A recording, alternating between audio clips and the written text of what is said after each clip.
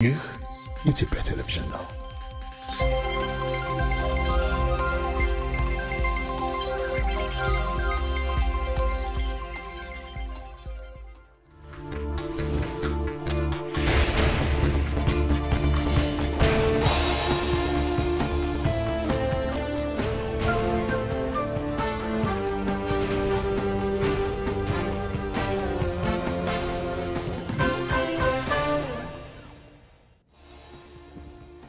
እንደምን አምሽታችኋል 12 ሰዓት ሆኖ ኢቲቪ ዜና 57 ነው ጀምሯል 84ኛው የአርበኞች ድል በዓል እየተከበረ ይገኛል እንኳን ደረሳችሁ በማለት ነው ኢቲቪ ዜና 57ን የምንጀምረው ቀዳሚ የምናደርገው አርዕስተ ዜናውን ነው አርዕስተ ዜናም የአሁኑ ትውልድ ከኢትዮጵያውያን አርበኞች የሀገር ወዳድነትና ትጋትን ሊማር ይገባል ሲሉ ፕሬዝዳንት ታዬ አጽቀሥላሴ ገለጹ። ፕሬዝዳንቱ የገለጹት 84ኛው አርበኞች የድል በዓል ላይ ተገኝተው ነው።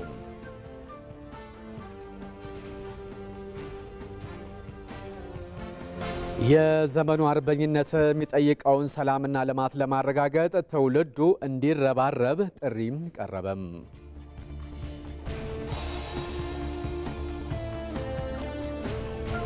ከውጭ የዜና ምንጭ የሩሲያው ፕሬዝዳንት ቭላዲሚር ፑቲን የዩክሬኑን ጦርነት በመንፈልገው ሁኔታ ለመቋጨት ጥንካሬውም አቅሙም አለን ሲሉም አስታወቁም።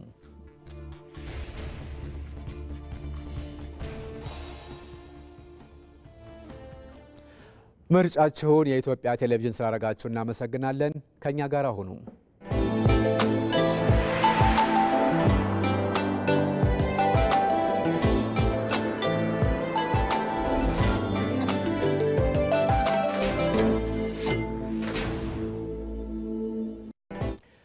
ከኢቲቪ ዜና 57 ጋር ተመስገን በየነ ነኝ።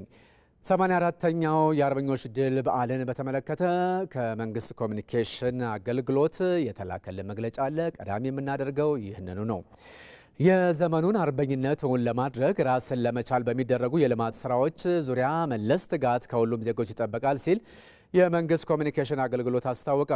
የአርበኞችን ድል በዓል አስመልክቶ የመንግስት ኮሚኒኬሽን አገልግሎት በላከው መግለጫ ኢትዮጵያ በየታሪክ ጥፋቱ ነፃነቷን አስጠብቃ በጀግኖች አርበኞቿ ደምና አጥንት ተከብራ ኖራለች። ለዚህም ለጥንታዊት ኢትዮጵያ ጀግኖች አርበኞች ክብርና ምስጋና ይገባቸዋል ብሏል። ሀገር ግን በአንድ ወቅት ድል ብቻ ሉዓላዊነቷ ተከብሮ ዝናዋ ገዝፎና በዓለም ናይቶ አይዘልቅም ያለው የመንግስት ኮሚኒኬሽን አገልግሎት ኢትዮጵያ በየዘመኑ ጊዜው የሚጠይቀውን ዘርፈ ብዙ አርበኝነት ከዜጎቿ ትጠብቃለች ሲልም ነው ያከለው። የመንግስት ኮሚኒኬሽን አገልግሎት በዚህ ወቅት ኢትዮጵያ በአዲስ አውድ በቀጠለ ተጋድሎ አርበኞችን እያፈራች ድሎችንም እያስመዘገበች እንደምትገኝም ነው የገለጸው። ኢትዮጵያ ጨለማን ተጋፍጠው የህዳሴ ግድብን እውን ያደረጉ በአረንጓዴ አሻራ ከ40 ቢሊዮን በላይ ችግኞችን በመትከል ችግኝም ተክለው የሚንከባከቡ በየተሰማሩበት መስክም ከሚጠበቅባቸው በላይ ስኬት በማስመዝገብ የምግብ ሉዓላዊነትንና የኢትዮጵያን ብልጽግና የሚያረጋግጡ የከተሞቿን ገጽታና ዘመናዊነት የሚያሻሽሉ አርበኞች በዘመናችን እያፈራች ትገኛለች ሲልም ነው ያስታወቀው።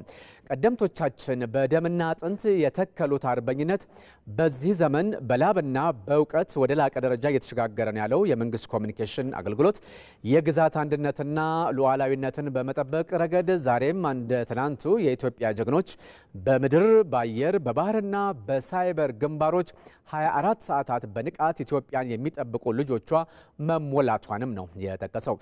የመንግስት ኮሚኒኬሽን አገልግሎት በመግለጫው ኢትዮጵያ ያላትን ጸጋ በመግለጽና በላቀ ደረጃ ጥቅም ላይ በማዋል ብልጽግናዋን ለማረጋገጥ የሚተጉ የሌላ ግንባር ጀግኖችንም እንደፈጠረች ገልጿል።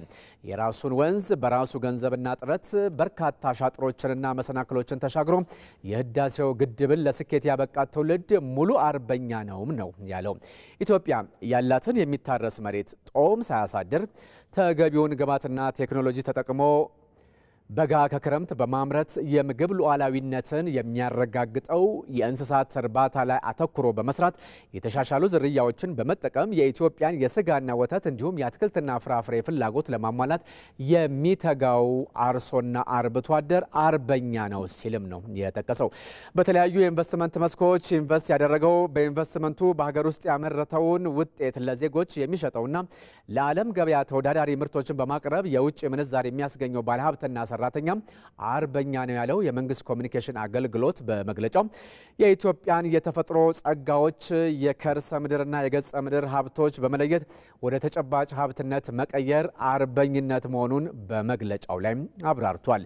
ከተሞች የስልጣኔ ማዕከል እንደመሆናቸው በመሰረተ ልማት ዝርጋታ፣ በአገልግሎት አሰጣጥ፣ በጽዱነትና እንደዚሁም ለሌሎች አብነት እንዲሆኑ ማድረግ መቻል አርበኝነት ስለመሆኑም ነው የመንግስት ኮሚኒኬሽን አገልግሎት በመግለጫው ላይ ያተተው።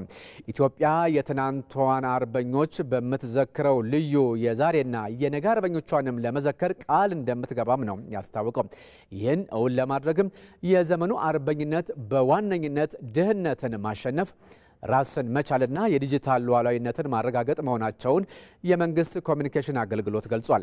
የዛሬዋ ኢትዮጵያ የአርበኝነት አውዷ ከትናንቱ በእጅጉ የሰፋ የምልአተ ህዝቡን ተሳትፎ በብዙ ግንባሮች የሚጠይቅ ነው ያለው መግለጫው፣ ልጆቿ ደግሞ ሀገር የጠየቀችውን ሁሉ የመክፈል ልምድና ታሪክ አላቸውና በመፍጠንና መፍጠር ያሳኩታል ሲል የመንግስት ኮሚኒኬሽን አገልግሎት 84ኛውን የአርበኞች ድል በዓል አስመልክቶ የላከልን መግለጫ አጠቃሏል።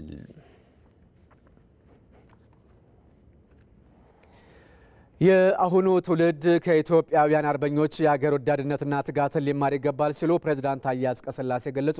84ኛው የአርበኞች የድል በዓል ፕሬዝዳንት ታዬ አጽቀሥላሴ በተገኙበት በአዲስ አበባ ተከብሯል። ፕሬዝዳንት ታዬ የአርበኞች ድል የፋሽዝም ቅኝ ግዛት እሳቤ ዳግም እንዳንሰራራ ያደረገ ነው ሲሉም ነው የገለጹት። ይህንንም በሀገር ወዳድ ኢትዮጵያውያን አርበኞች ብርቱ ተጋድሎ ለዓለም ያሳየንበት መሆኑንም ገልጸዋል። በጀግንነት ጠላትን ድል በማድረግ ምርኮኞችንም በርህራሄ የመያዝ ጥንካሬ እሴት ከአባቶቻችን ልንወርስ ይገባል ሲሉ ፕሬዝዳንት ታዬ አጽቀሥላሴ ተናግረዋል። ከኢትዮጵያውያን አርበኞች የምንማረው ለሀገራችን ያለንን ፍቅር፣ ለብሔራዊ ነጻነታችን ያለንን ቀናይነት፣ አገራዊ ሉዓላዊነታችን ለማስከበር ያለንን ቁርጠኝነት እና እንደ ሀገር ለራሳችን የምንሰጠው ክብርን ነው። የሀገርን ታላቅነት በውል የተገነዘቡ ስለ ኢትዮጵያ ክብርና ስለ ሕዝቦቿ ነጻነት ሲሉ መስዋዕት የሚሆኑ ይህንንም የአኩሪ ሀገር ፍቅር ለትውልድ ለማሻገር ጽኑ ፍቅር ያላቸው ዜጎች የሚኖሩባት ሀገር መሆኑ ነው። የኢትዮጵያን የጀግንነት ተጋድሎ ርህራሄ የነበረው ከጭካኔ ጋር አይተዋወቅም። የጀግኖች ውሎና አስተምሮ የሀገርና የሕዝብ ፍቅር በመሆኑ ጥንካሬን ከርህራሄ ጋር ከደግነትና ከበጎነት ጋር በማሰናሰን በተሸነፉት ላይ ቢላ አልሳሉም። አባቶቻችን ሳንጃ አልወደሩም።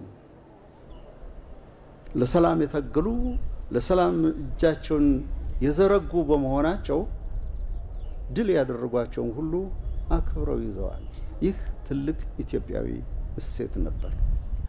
ሪፖርተራችን ሞላ ለማየው እንደዘገበው የአሁኑ ትውልድ ከኢትዮጵያውያን አርበኞች የሀገርን ፍቅርና ትጋትን በመማር ለሀገር እድገት ጠንክሮ መስራት እንደሚገባውም ነው ፕሬዝዳንቱ ያስገነዘቡት። የኢትዮጵያን እድገት ለማፋጠን ዝምናዋን ለማትጋት ሁላችንም ለሰላም ጎበዞች መሆን ይኖርብናል። ለዚህም ኢትዮጵያ አሁን ባለችበት የእድገት ደረጃ የምታጠፋው ጊዜ የለም። የኢትዮጵያ ዘመን የኢትዮጵያ ጊዜ በመሆኑ ዋዛ ፈዛዛ ባልባሌ ሊጠፋ የሚችል ጊዜ የለም።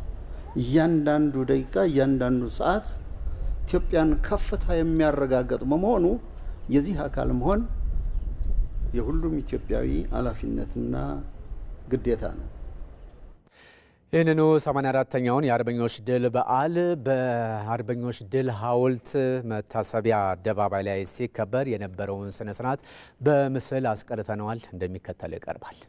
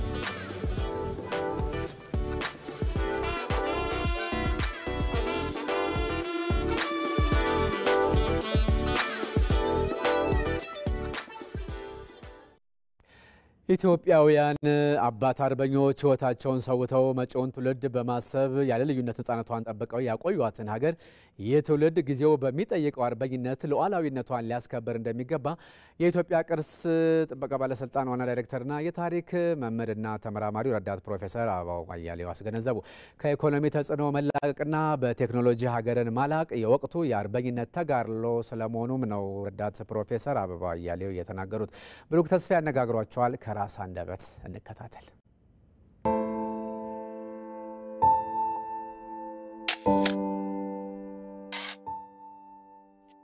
አበባው አያሌው እባላለሁ።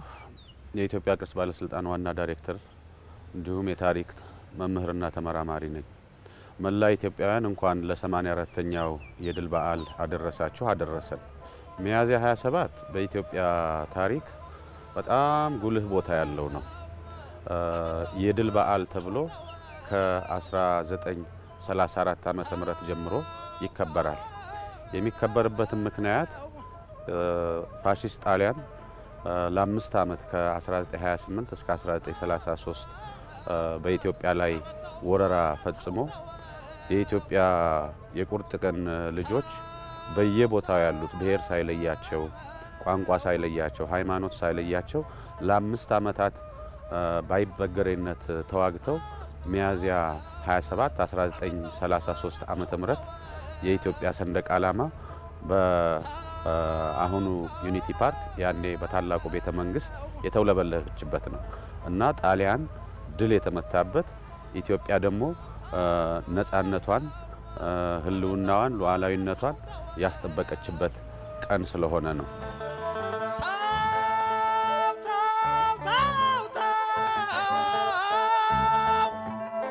ጣሊያን በ1928 ሚያዝያ 27 አዲስ አበባ በገባበት ጊዜ ቀናትን አስቀድሞ ንጉሠ ነገሥቱ ወደ ውጪ ሄደዋል፣ በስደት ማለት ነው እና በእንግሊዝ ሀገር ለ5 ዓመት ቆይተዋል። ያን 5 ዓመት ዝም ብለው አልተቀመጡም። በተለያየ መንገድ የዲፕሎማሲ ፍልሚያ ሲያካሂዱ ነው የነበረ። እዚህ ሀገር ውስጥ ያለው ደግሞ የለም ንጉሳችን ተሰዷልና ብሎ አልተፈታም። በምንም ታምር ነፃነታችን አይደፈርም በማለት ለ5 ዓመት በየዱር በየገደሉ በየቦታው ሃይማኖት ሳይለያቸው፣ እምነት ሳይለያቸው፣ ብሔር፣ ቋንቋ፣ ዘር ሳይለያቸው በየቦታው የአርበኝነት ትግል አካሂደዋል። ስለዚህ ኢትዮጵያ ቅኝ አልተገዛችም ስንል ምንድነው 5 ዓመት ላይ ኢትዮጵያውያንም አልተቀበሉም ቀኝ እንገዛለን ብለው ጣሊያንም የቀኝ ግዛት አስተዳደር መመስረት አልቻለም ለዛም ነው የድል በዓል የተባለበት ምክንያት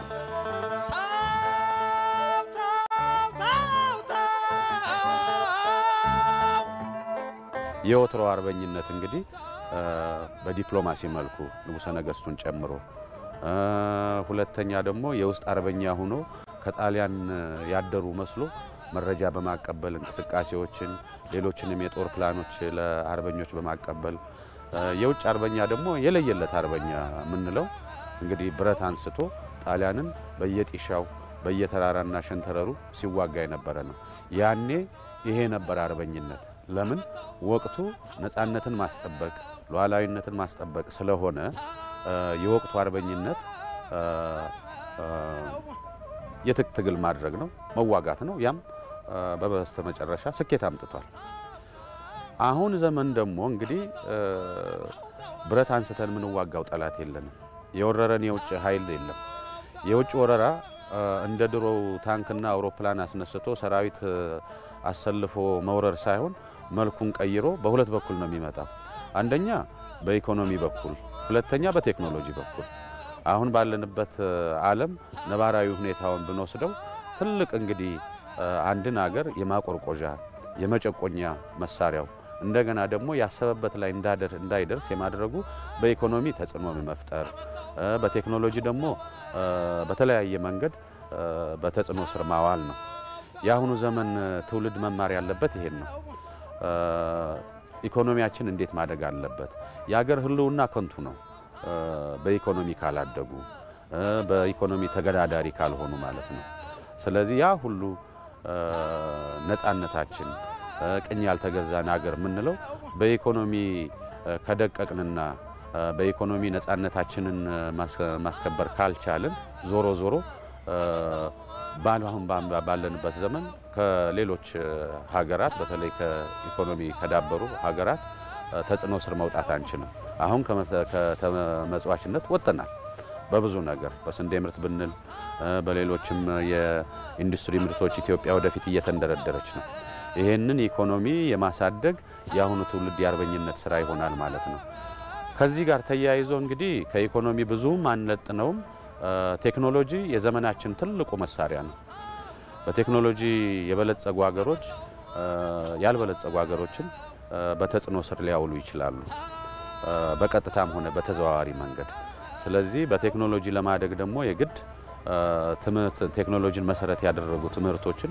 በደንብ አድርጎ ማስፋፋት ያስፈልጋል መንግስት በዚህ በኩል ደግሞ ትኩረት ሰጥቶ እየሰራበት ነው ስለዚህ የዚህ ዘመን ትውልድ ትልቁ ኢትዮጵያን ከፍ የሚያደርግበት ኢትዮጵያን ወደፊት የሚያሸጋግርበት መሳሪያ ቴክኖሎጂ መሆን አለበት ስለዚህ በሚቻለው ሁሉ ዓለም የደረሰበትን ቴክኖሎጂ መድረስ አለበት የራሱ ማድረግ አለበት ከዛ በተጨማሪ መፍጠር መቻል አለበት ቴክኖሎጂን የራሴ ብሎ ቴክኖሎጂን ከዘመኑ ጋር ያሳለጠ ለማንኛውም ሁለገብ ስራ የሚያውል ትውልድ መኖር አለበት ይሄ በዚህ ዘርፍ የሚሰማራ ማንኛውም ኢትዮጵያዊ ወጣት የዘመኑ አርበኛ ነው ብለን ልንወስድ እንችላለን ኢቲቪ ዜና 57 ነው የተከታተላችሁ ያላችሁት ምሽት 12 ሰዓት ላይ ጀምረው ኢቲቪ ዜና 57 በ3 ምዕራፍ ተከፋፍሎ እስከ ምሽቱ 3 ሰዓት ገደማ ከናንተ ጋር በቀጥታ ስርጭት አብሯችሁ ይቆያል ምርጫችሁን ስላደረጋችሁ እናመሰግናለን በ84ኛው የአርበኞች ድል በዓል ላይ አትኩረን ዜናችንን እንቀጥላለን የጣሊያን ጦር ያኔ በአድዋ ድል ላይ በኢትዮጵያ ጀግኖች የደረሰበትን ሽንፈት ለመቀልበስ ወይም ለመበቀል በከፍተኛ ጦር መሳሪያ ሲዘጋጅ ከርሞ ነበር ከ40 ዓመታት በኋላ ዳግም ኢትዮጵያን የወረረው ነገር ግን በሀገራቸው ሉዓላዊነት ላይ ላፍታም የማይደራደሩት የኢትዮጵያ ጀግና እናትና አባት አርበኞች በተራዘመ አርበኝነት ጦርነት በ5 ዓመት ውስጥ ጣሊያንን መድረሻ ሳጥተው ዳግም ድል አድርገውታል ከሀገር ውጪ ቀዳማዊ አጼ ኃይለ ሥላሴ ዲፕሎማሲያዊ ጫና በማሳደር በሀገር ውስጥ ደግሞ ጀግኖች አርበኞች በቅንጅት በመስራት ኢትዮጵያ ዳግም የጥቁር ሕዝቦች ነጻነት ፋና ወጊነቷ በዓለም መድረክ ተረጋግጦላታል ይሄን ጉዳይ የተከታተለችው መስከረም ቸርነት ናት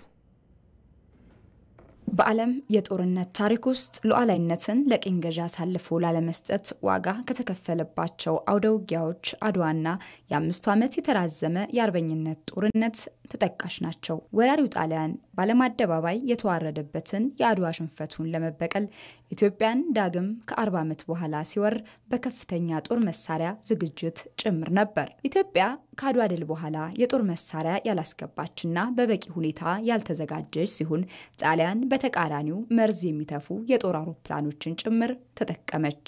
ይህን ጊዜ ንጉሱ በሰራዊታቸው ላይ እየደረሰ ያለውን ጉዳት ለመቀነስ የተራዘመ የአርበኝነት ጦርነት ለማካሄድ ወሰኑ። ማይጨው ጦርነት ተደርጎ በማግስቱ ማይጨው ውስጥ በአታዋዮ የሚባል ዋሻ አለ። እዛ ዋሻ ውስጥ የጦር መሪዎችም እንዲሰበሰቡ ተደርጎ ንጉሠ ነገሥቱ አቤቱታ ለማቅረብ ወደ ውጭ እንደሚሄዱ፣ ሌላው የአርበኛ ሰራዊት በየክፍለ ሀገሩ በየጠቅላይ ግዛቱ ተሰማርቶ ውጊያ በማድረግ የንጉሠ ነገሥቱን የዲፕሎማሲያዊ ትግል እንደሚደግፍ ያ ተገለጸ። እዛ የተገኙትም ቃለ ጉባኤያቸው እንግዳ ወርቅ ሀብተወልድ የጻፉት መጽሐፍ ማይጨው ማይጨው የሚለው ላይ ቃለ ጉባኤው አለ።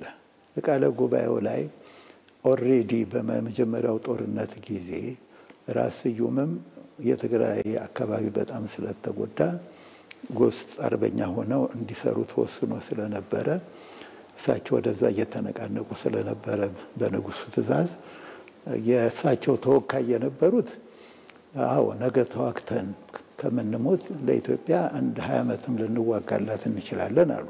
ሌሎቹ ደግሞ 3-4 ዓመት እንዋጋለን አሉ። አብዛኛው 3 ዓመት እና 2 ዓመት የሚለውን እንዋጋላት ለኢትዮጵያ በአርበኝነት የሚለው ተባለና 3 ዓመት ጸደቀ። አትሊስት ከንጉሱ የተሰጣቸው ትእዛዝ የተራዘመውን አርበኝነት ጦርነት እንዲመሩ ነው።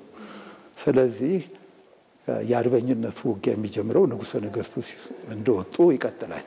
የኢትዮጵያ አርበኞች በሁለት አይነት ቡድን በመደራጀት በመደበኝነት በሚዋጋና የእርሻ ስራውን እየሰራ እንደ አስፈላጊነቱ በሚዋጋ የአርበኛ ቡድን ጣሊያንን ከሀገራቸው ለማስወጣት በዱር በገደሉ መፋለም ጀመሩ። ጣሊያንን በከተማና በካምፕ ውስጥ ዘግቶ ማኖር ነው። ስለዚህ እነዛ አዛዦች የነበሩት ትልልቆቹ አሁን ገበሬ ሆነው ሊዋጉ ምናምን ስለማይችሉ ህዝቡም ሊመግባቸው ስለማይችል እነሱ እጅ እየሰጡ የውስጥ አርበኛ መሆን ገቡ። ሌላው በወጣቶች አዛዦች እየተመራ ገበሬ ሆኖ ያርሳል፣ እርሻውን በኢኮኖሚ ይኖራል። እንደ ቀዝቃዛው ጦርነት አሜሪካና ራሽያ የሚደግፍሽ የለ፣ እያረሰ ይቆያል።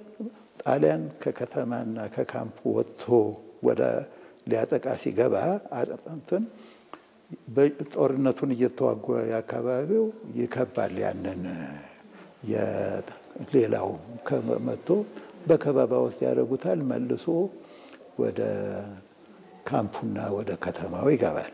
ምንም እንኳን ፋሽስት ጣሊያን ከፍተኛ የጦር መሳሪያ በመጠቀም መርዝ በሚተፉ የጦር አውሮፕላኖች ጭምር በመታገዝ የኢትዮጵያ አርበኞች ላይ ጥቃት ቢሰነዝርም የኢትዮጵያ ጀግና አርበኞች ግን በቀላሉ እጅ የሚሰጡ አልነበሩም።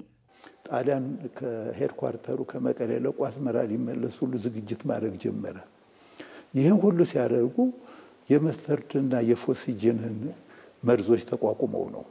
ምንድነው የዛን ጊዜ መስተርድና ፎሲጅን ከአውሮፕላን በበርሜል ይጥሉታል፣ ከመድፍ ደግሞ በሼል ይተኩሱታል እና ሲፈነዳ የሚያደርስብሽ አደጋ አለ። እሱን ሁሉ ተቋቁሞ ድል አደረጉ የኢትዮጵያ ሰራዊት። እዚህ ጋር የኢትዮጵያ ጀግና እናት አባት አርበኞች በተራዘመ የአርበኝነት ጦርነት ጣሊያንን መድረሻ ሲሳጡ፣ ንጉሠ ነገሥት ቀዳማዊ አፄ ኃይለ ሥላሴ ደግሞ በውጭ ሀገር ዲፕሎማሲያዊ ጫና ለማሳደር እየሰሩ ነበር።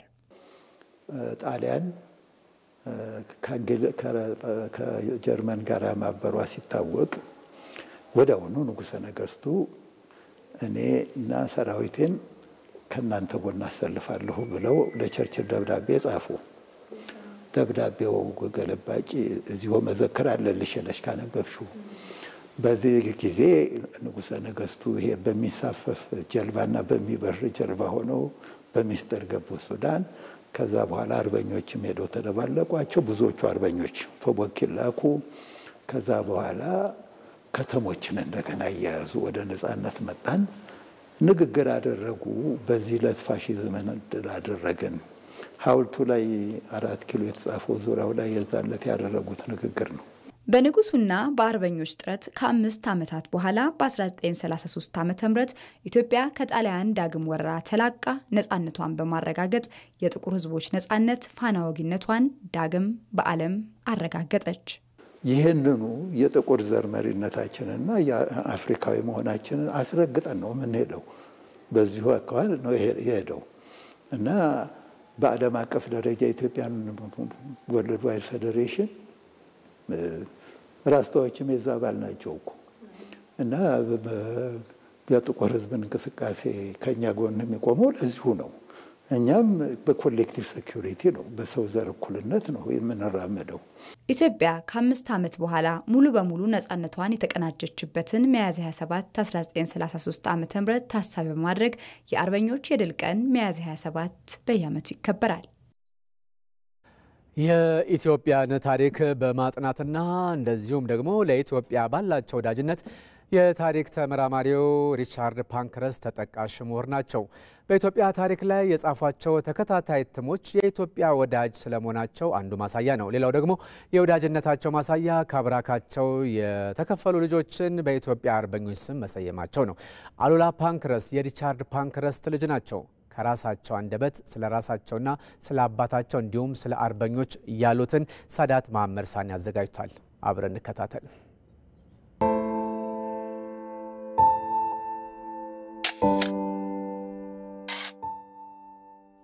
አሉላ ፓንክረስት ባላለኝ የሪቻርድ ፓንክረስት ልጅ ነኝ።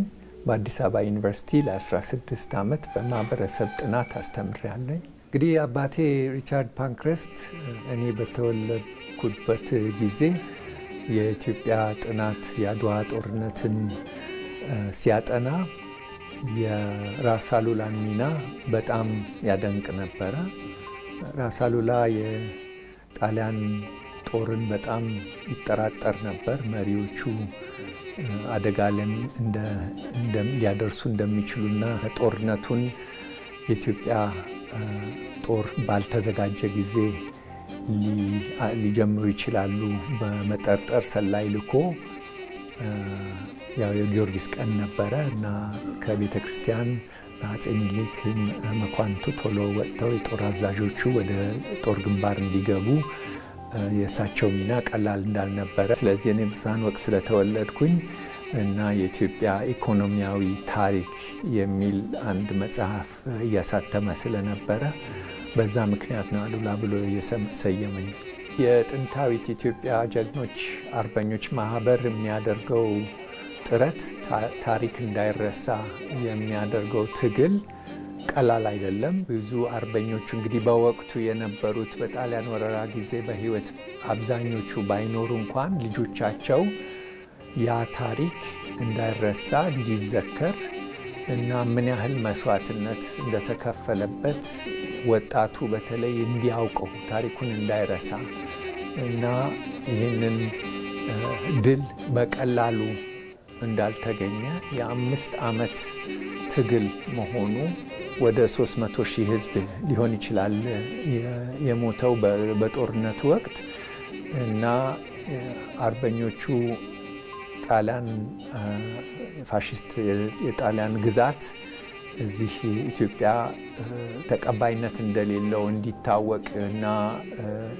እነሱ እንዲሸነፉ ያደረጉት ጥረት በጣም የሚደነቅ ነውና የወጣት ትውልዱ ይህን ነገር በደንብ እንዲረዳው በየጊዜው በየዓመቱ መዘከር አለበት ብዬ ነው ማምነው። ከነድንቅነሽ ጀምሮ እዚሁ በኢትዮጵያ ያለው ስልጣኔ ያለው ታሪክ ያለው የባህል ስብስብ እና በጣም በተለያዩ አካባቢዎች የተለያየ ቋንቋና ባህል የመኖሩ ነገር ይሄ ራሱን የቻለ ሀብት ነው። ወጣቱ ትውልድ እንዲሰማ እንዲያነብ በሚዲያ እንዲያውቀው የሚደረገው ጥረት ምናልባት በቂ ላይሆን ይችላል። ማስታወስ ያስፈልጋል። ምክንያቱም ታሪክን በማወቅ የተደረገውን ልፋትና ጥረት መዘናጋት አያስፈልግም፣ ማስታወስ ያስፈልጋል። ምክንያቱም ለማንነት ትልቅ አስተዋጽኦ አለው እና ቀላል ድል አልነበረም። ምናልባት በቂ ትኩረት አላገኘም እና ይሄ ሊሻሻል ይገባል ብዬ አስባለሁ። ምክንያቱም ብዙ ያልተጠና፣ ያልተቆፈረ፣ ያልታወቀ በጣም ሀብታም ታሪክ ያለን አገር ያለን። ስለዚህ ይሄ ይበልጥ እንዲታወቅ ብዙ ጥረትና ልፋትና የወጣቱ ትውልድ እዚህ ላይ የመሳተፍና ይበልጥ የማወቁ ግዴታ ያለበት ይመስለኛል። የኢትዮጵያ ጀግኖች እናትና አባት አርበኞች ከፈጸሙት የአርበኝነት ገድል ተሞክሮ በመውሰድ ስኬታማ ለመሆን ተግቶ መስራት እንደሚያስፈልግ በደቡብ ኢትዮጵያ ክልል የተለያዩ ተቋማት ሰራተኞች ገለጹ። አርበኛ የመሆን እድል በራስ እጅ ላይ በመሆኑ ትውልዱ የተሻለ ነገር ሰርቶ አሻራውን ማኖር እንዳለበትም ነው ነዋሪዎቹ ለኢቲቪ የተናገሩት። ያነጋገራቸው ተመስገን ተስፋዬ ነው። እነሆ አስተያየታቸው። አርበኝነት ግዴታ ህይወትን መስጠት ብቻ ሳይሆን ማለት ደምን በማፍሰስ ወይም በመዋጋት ብቻ ሳይሆን በየዕለት እንቅስቃሴያችን አርበኝነትን ማሳየት እንችላለን። ለኔ ሀገር ፍቅር ማለት ይሄ ነው። በመልካም ስራ መገለጽ ስለሚችል አርበኝነት እድሉ አለን። አሁንም ለወጣቶችም፣ ለጎልማሶችም፣ ከተማ ላሉትም፣ ገጠር ላሉት፣ ስራ ላላቸው፣ ለሌላቸው ሁሉም አርበኝነት እድሉ በእጃችን አለ። አባቶቻችን የአርበኝነት ጀግንነት ድላቸውን በመፈጸም ሀገርን እኛ ያስተላለፉበት ሁኔታ ነው ያለው። አሁን ድህነትን ከመዋጋት አኳያ በርካታ ስራዎች እንደ መንግስት እንደ ሀገር እየተሰራ ነው ያለው። እንደ ትውልድ ደግሞ ይሄንን ከማስቀጠል አኳያ በአባቶቻችን የነበረውን አርበኝነት እኛም ደግሞ በአሁኑ ዘመናችን ከማስቀጠል አኳያ እንደ ትውልዱን በርካታ ነገሮችን እያደረገ ነው። አርበኝነት አሁን ባለው አርበኝነት ላይ የሚያስፈልገን አንደኛው ሰላምን ለማምጣት በሰላም ጉዳይ ላይ ቁጭ ብለው በመነጋገር መሆን አለበት ብዬ ነው ማስበው። ጊዜ ሰጥተን ስራ በመስራትና ቁጭ ብለን በመዋየት በመነጋገር ነገሮችን የሚንፈታ ከሆነ የዛሬ ትውልድ ደግሞ ለቀጣይ ትውልድ ይሄን ሰላማዊ የሆነ መንገድ ቁጭ ብለው መዋየትን መንገድ መነጋገርን መንገድ ይሄን አርበኝነት ማስቀጠል እንችላለን ብዬ ነው ማስበው። ትርጉሙ በእያንዳንዱ አካባቢ ተለያየ ይመስለኛል። እኔ ሀገር ወዳድነትን አንደኛው ከመንደር ወዳድነት ለይቶ ማየት ያስፈልጋል። ሀገር ማለት ሀገር ነው። በትልቁ ፒክቸር ወይ ትልቁን ሲል ማየት ያስፈልጋል ብዬ አስባለሁ። ሀገር የሚለውን ትናንት አባቶች የሞቱለት ለሀገር ነው እንጂ ለመንደር አይደለምና ይሄን አስበው ከጠበቀ ለይተን ማየት ከቻልን ሀገር ወዳድነቱን ማስቀጠል እንችላለን ብዬ አስባለሁ። ሁሉም ሰው እስኪመጣ አንጠብቅም። እኔ ግን የራሴን ኮንትሪቢዩት እያደረኩ መሄድ አለብኝ ብዬ አስባለሁ። ተስፋ የሚጣልባቸው አርበኞች ደግሞ እየወጡ ነው። ይሄ የሀገር ፍቅር ማለት ለሀገር አንድ ነገር ማበርከት ነው። በማንኛውም መስክ ማበርከት ነው። ስራ በቀን 8 ሰዓት መስራት ሲገባ 10 ሰዓት ድረስ ሰርተ አንድ ወገንህን ጤና ባለሙያ ከሆንክ አከመ ብትወጣ የአርበኝነት ምልክት ነው። ይሄ በእኔ በኩል አንዳንድ ወጣቶች ላይ በግልጽ እየታየ እየመጣ ነው እና ትራንዚሽን ላይ ነው ያለው። ተስፋ አለ ባይ ነኝ። ምሰራው ለህዝቤ ነው። ምሰራው ከራሳችን ባሻገር እስኮፓችንን አስፍተን በማየት ድህነትን መዋጋት ላይ ተረጅነትን መጸየፍ ላይ ትውልዱ በደንብ መስራት አለበት ብዬ ነው ማምነው። በኮሪያ ልሳነ ምድር ጦርነት በተቀሰቀሰበት ወቅት የተባበሩት መንግስታት ድርጅት በቻርተሩ መሰረት ለኢትዮጵያ ጥሪ ሲያደርግላት ወዲያውኑ ነበር ጥሪውን ተቀብላ ወደ ስፍራው ጀግኖቿን ያዘመተችው። አቶ በላቸው አመነሸዋ ወደ ኮሪያ ከዘመቱ ኢትዮጵያውያን ጀግኖች መካከል አንዱ ሲሆኑ የሬዲዮ ኦፕሬተርና ኃላፊነታቸውን በጀብድነት የፈጸሙም አባት አርበኛ ናቸው። እድሉ ፈቀደ ዝርዝሩን እንደሚከተለው ያቀርበዋል። በላቸው አመነሸዋ ይባላሉ። በ1944 ዓመተ ምህረትና በድጋሚ በ1946 ዓመተ ምህረት ወደ ኮሪያ ዘምተዋል። በኮሪያ ጦርነት ወቅት አቶ በላቸው አሉ የተባሉ የሬዲዮ ኦፕሬተር ነበሩ። በወቅቱ የነበረውን የሬዲዮ ኦፕሬተርነት ኃላፊነታቸውን ይናገራሉ። የሬዲዮ ኦፕሬተር ቡድን ወይንም ቲሙ 3 ግዳጆች አሉት። አንደኛ የድምጽ ሬዲዮ ግንኙነትን ከመስመር ላይ ግንባር ያሉትንና ከዋናው የማዘዣ ጣቢያ መሪዎች ጋራ ጥሩ ግንኙነት እንዲኖር ማድረግ ነው። አንዱ የድምጽ ሬዲዮ ግንኙነት ነው። ሁለተኛው የስልክም አለ፣ ማዞሪያ አለ። የድሮ ማዞሪያ የሚባል ስልኩ በእጅ ክራንክ የሚደረግ እንደዚህ የዞረ የሚሰራ ነው። እሱ ነው። ሶስተኛው አድካሚ ስራ ግን ሽቦዎች ሲበጠሱ መጠገን ነው። ያው የሥራ ግዳጅ ነው። መጀመሪያ መስመሮቹ የሚበጠሱት በከባድ መሳሪያ ነው፣ ወይ በሞርታር ነው ወይንም በመድፍ ነው። ያንን መጠገን ነው እና ሲጠገን እንግዲህ ከፈንጂ ጋራ እንደ ኳስ ጨዋታ አብረህ እንትን እያልክ ነው። አቶ በላቸው አመነ ሸዋ በወቅቱ ከተመረጡ ጓዶቻቸው ጋር አብረው በመሆን ከአዲስ አበባ ጅቡቲ በባቡር ከጅቡቲ ወደ ደቡብ ኮሪያ ደግሞ በመርከብ ከ21 እስከ 23 ቀን የፈጀውን መንገድ ማዕበሉን እየተጋፈጡ ተጉዘዋል። በወቅቱ የተጋፈጡበትን ጦርነትና የኢትዮጵያ ዘማቾች ጀብድነትን ያስታውሳሉ። መስመር እንደገቡ የተሰጣቸውን ግዳጅ ለማመን በሚከብድ ሁኔታ ሲፈጽሙ በአድናቆት ሁሉም የሰራዊቱ አባላት አድናቆታቸውን መግለጽ ጀመሩ። በቃኘው ሻለቃና የተለያዩ ግዳጆችን ለማመን በሚያስቸግር ሁኔታ ተወጥቷል። በወቅቱ በኮሪያ ምድር በነበረው ጦርነት ከባዱ ነገር የነበረው አካባቢው ተራራማ መሆኑ ነበር። ይሁን እንጂ ይህንን አስቸጋሪ ሁኔታ የኢትዮጵያ ጦር ከተቀላቀለበት በኋላ በጀብድነት መልኩን መለወጡን ይገልጻሉ። የኢትዮጵያ ጦር በተቀላቀለበት ጊዜ ግን ያ አልነበረም። የተጠናከረ ምሽግ ሰርተዋል።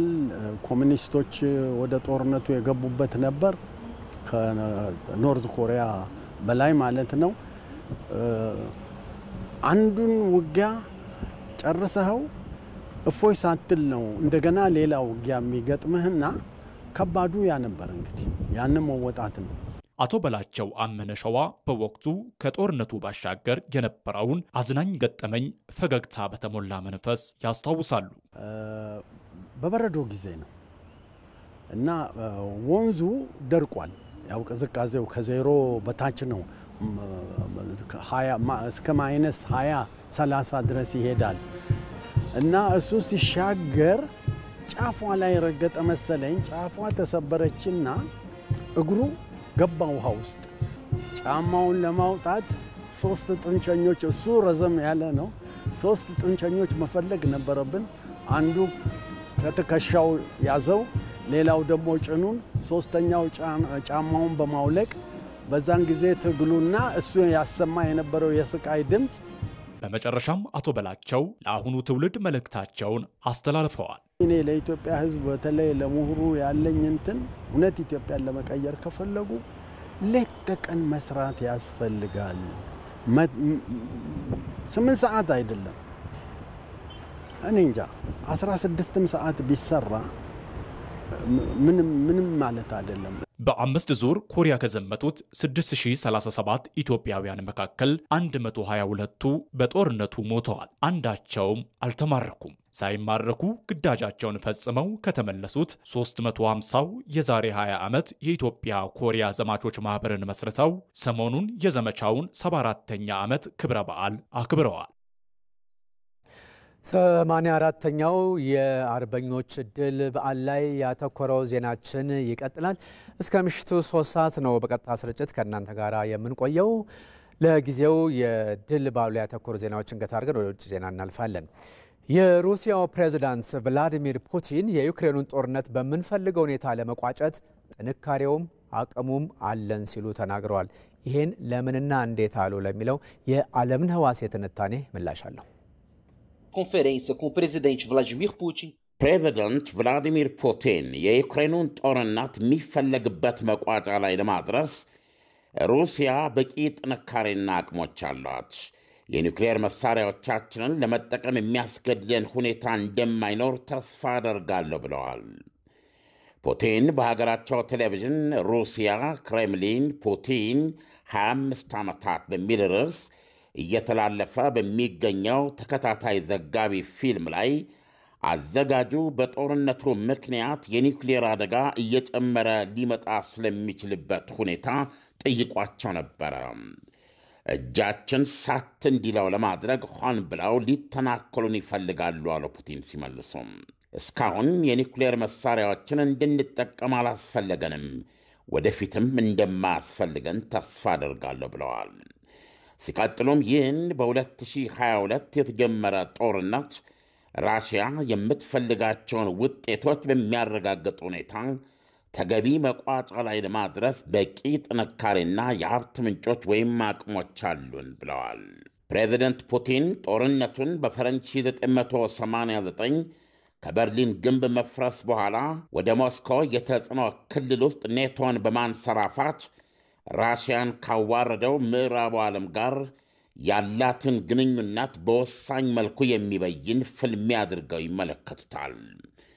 ፕሬዚደንት ቭላዲሚር ፑቲን ቀድሞ የሶቪየት ኅብረት የስለላ ድርጅት KGB ኮሎኔል የነበሩና በፈረንጅ 1999 የመጀመሪያው የራሽያ ፌዴሬሽን ፕሬዚደንት ቦሪስ የልሲን ሕመማቸው እየበረታ ስለመጣ በእግራቸው ተተክተው ሀገሪቱን እንዲመሩ የመረጧቸው መሆኑ አይዘነጋም። ፕሬዚደንት ቭላዲሚር ፑቲን በ25 ዓመታት የሥልጣን ቆይታቸው ከሶቪየቱ መሪ ጆሴፍ ስታሊን የ29 ዓመታት አገዛዝ ቀጥሎ ሁለተኛው መሪ ናቸው።